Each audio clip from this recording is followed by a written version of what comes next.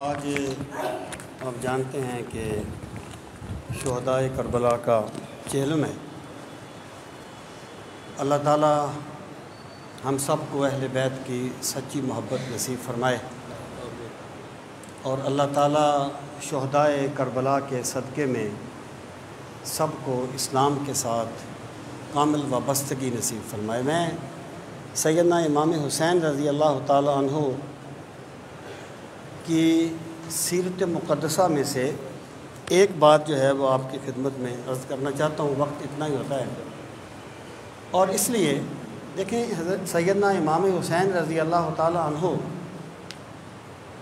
اور آپ کے جو ساتھی تھے، اعوان و انصار تھے، ان کی شہادت جو ہے وہ بلا وجہ دنیا کی تاریخ کا ایک منفرد واقعہ ہے۔ یعنی جس طریقے سے آپ نے صبر و استقامت کا مظاہرہ کیا، یہ دنیا کی تاریخ میں ایک منفرد بات ہے۔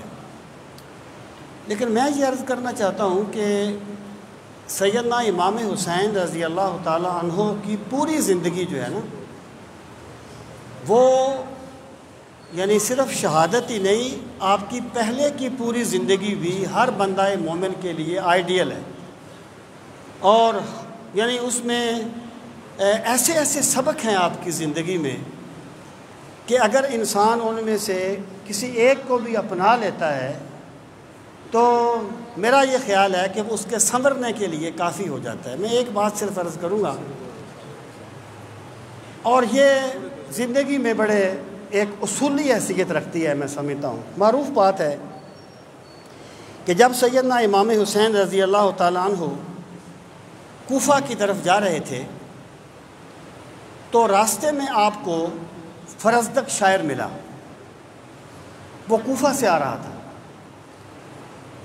آپ نے اس سے پوچھا کہ تم نے لوگوں کو کس حال میں پایا ہے، یعنی کوفے والوں کا کیا حال ہے، وہ کیا سوچتے ہیں۔ انہوں نے آپ کو خط لکھے تھے، آپ کو بلایا تھا، کوفے کے لوگوں کو کس حال میں پایا۔ تو فرزدق شاعر تھا، اس نے کہا کہ لوگوں کے دل تو آپ کے ساتھ ہیں، لیکن تلواریں بنو امیہ کے ساتھ ہیں۔ سیدنا امام حسین نے یہاں ایک جملہ فرمایا تھا جو میں آپ کو سنانا چاہتا ہوں۔ آپ نے فرمایا، من کانت نیتہ حق والتقوی سریرتہ فلم یعتد بہ، کہ جس بندے کی نیت میں اخلاص ہو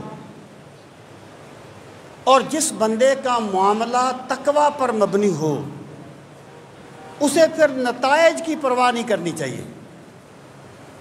یعنی اگر ایک بندہ سمجھتا ہے نا کہ میں سچ پر ہوں، میں جو بات کہہ رہا ہوں سچ ہے، میں حق بات کر رہا ہوں، تو پھر اگر اس کا سایہ بھی اس کا ساتھ چھوڑ دے، اسے اس بات سے پیچھے نہیں ہٹنا چاہیے۔ یہ مولا حسین کی زندگی کا سبق ہے کہ بندہ جس بات کو حق سمجھے، اور پھر یہ بھی یاد رکھنا، اللہ تعالیٰ نے انسان کی ڈیوٹی یا انسان کو یہ حکم نہیں دیا کہ تم نے لازمی طور پر مثبت نتائج دکھانے ہیں جیسے تم چاہتے ہو۔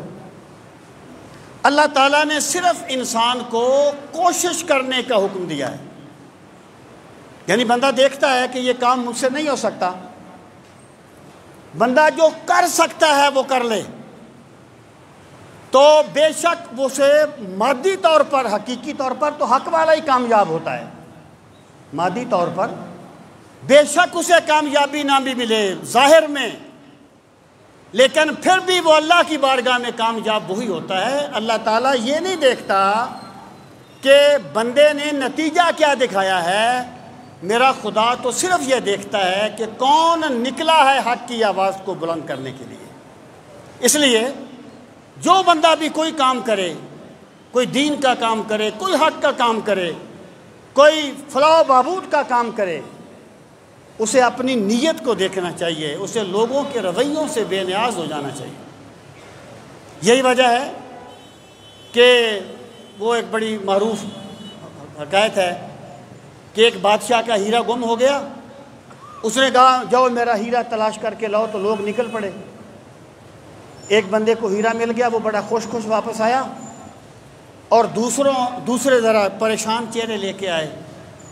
تو بادشاہ نے کہا تمہیں کیا ہو گیا؟ کہنے لگے بادشاہ سلامت، ہمیں ہیرا نہیں ملا۔ بادشاہ نے کہا یار وہ ایک ہیرا تھا، کسی ایک کو ہی ملنا تھا۔ کہنے لگا تمہارا کیا خیال ہے اگر یہ ہیرا ہمارے خزانے میں نہ ہو تو کیا ہم بھوکے مر جائیں گے؟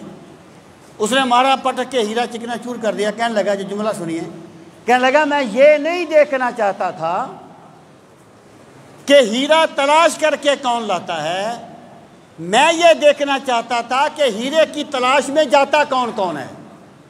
بس یہی ہے بندے کا دائرہ عمل، دائرہ کار۔ تو سیدنا امام حسین نے فرمایا جس بندے کی نیت میں تقویٰ ہو اور نیت میں حق ہو، اس کو نتائج کی پرواہ نہیں کرنی چاہیے کہ نتیجہ کیا نکلتا ہے۔ جس ڈب سے کوئی مقتل میں گیا وہ شان سلامت رہتی ہے، یہ جان تو آنی جانی ہے، اس جان کی تو کوئی بات نہیں۔ اللہ تعالی ہم سب کو اہل بیت اطہار کی سچی محبت نصیب